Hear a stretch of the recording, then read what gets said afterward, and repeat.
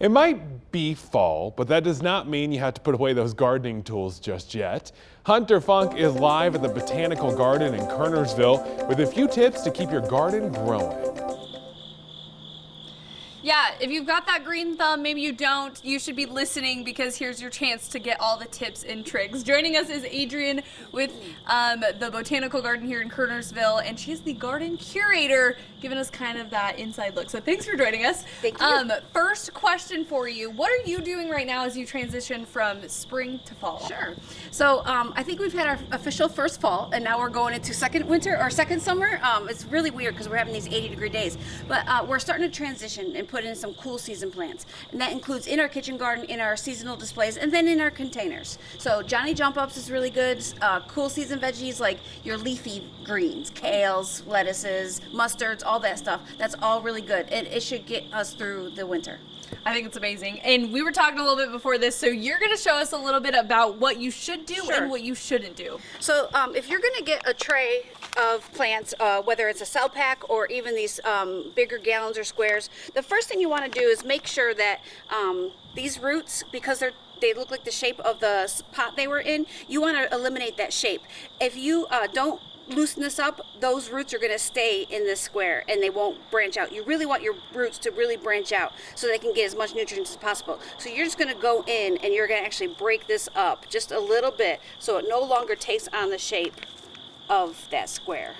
And then you want to do this with all your plants, whether it's trees, shrubs. It's okay if they fall apart. These are just feeder roots. They're not your main roots. They'll be fine.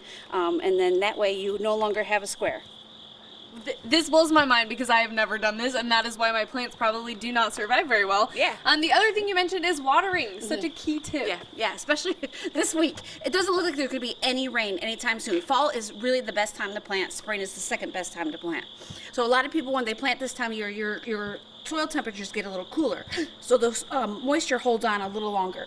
However, if you have wind, and then these 80-degree days, you are going to see that your plants are going to droop, and so you need to really water. Water is going to be crucial to help those plants establish before heading into the first winter. And we keep saying that there's going to be a cold, wet winter, so get these roots established really well. The more roots you have, the more they can sustain cold, brutal temperatures like this. This is really good advice, and of course it doesn't end here. We're going to come back in another half an hour and break down more of what you need to know, because this is helping me, because I want that green thumb someday. Yes, I'm going to get it. We are officially in fall, and that means it is time to plant that winter produce in your garden. To help make sure it grows well and you don't waste your money and time, Hunter Funk is live at the Botanical Garden in Kernersville with some expert advice. Hunter? Yes, you nailed it. We have the expert right here, Adrienne, who is the garden curator. Now, you know, North Carolina is known for the strawberries and, you know, all the fresh fruits, but what are we supposed to be planting this time of year? So if you haven't done it already, it's time to remove your tomatoes and peppers and eggplants. Get rid of all that summer stuff now, because you really want to put in your cool season veggies, especially if we're going to go into a cold, wet winter. You want to get these things in sooner than later. And now with the cooler temperatures coming this week, they'll establish, and you'll be able to yield some crop before it's too long. And what do some of those crops look like? Sure. I know we see some right here. So we're planting all different types of kale. Believe it or not, kale is actually very nutritious. People put it in their smoothies every morning. So we've got some different types of kale, red leaf kale, bunching kale. There's a dinosaur kale. The dinosaur kale is the bluish one. That's actually got the most nutrients of all kales. So that's a really good one. You hear it called laciniato and a few other things. Broccolis, cauliflowers, all your lettuces, your romaines, your bunch, your head, and then radishes, carrots. Yeah. So if you haven't, like I said, if you haven't done it already, now's the time. And you can, right now is still, you're safe to go ahead and do seed if you want to directly sow seed. If not, just go visit some of the garden centers in town and they'll have some plugs for you.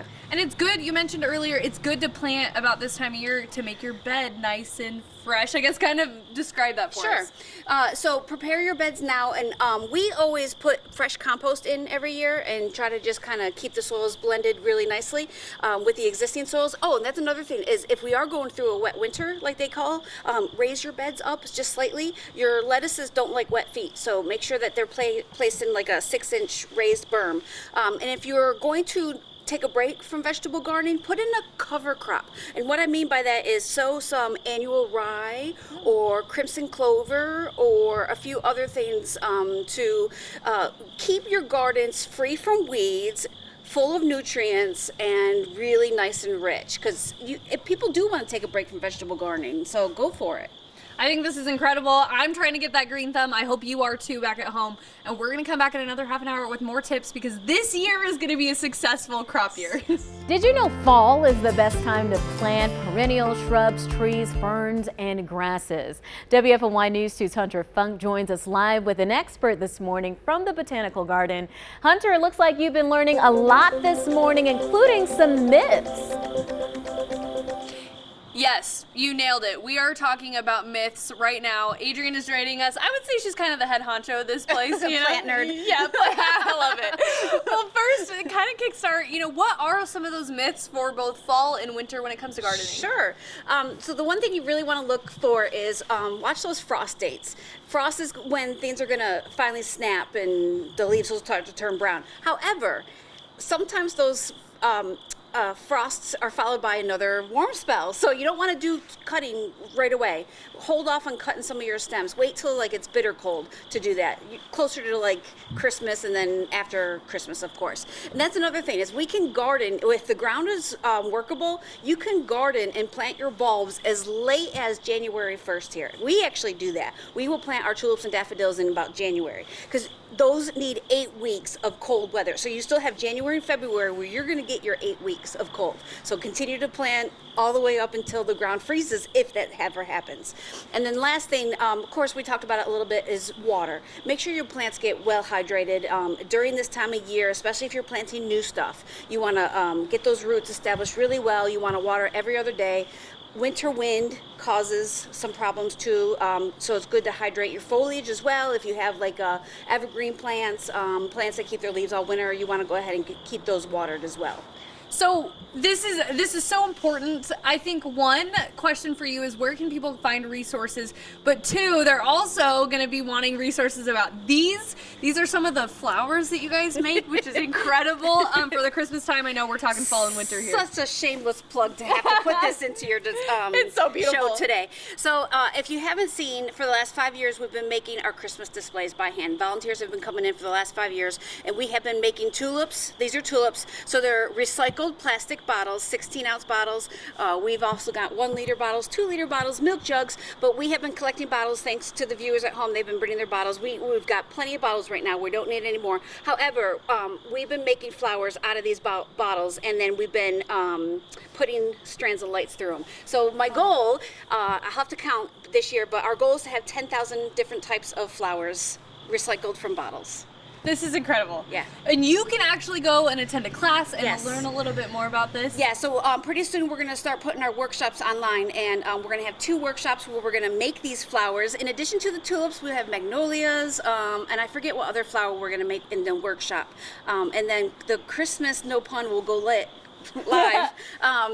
It'll be lit the Friday after Thanksgiving, so stay tuned for details on that too. All will be going to our website soon. Amazing. Well, we will post that link on our website Thank as you. well so people can be directed. And again, you are now certified to have your green thumb. We'll put all the tips on our website as well.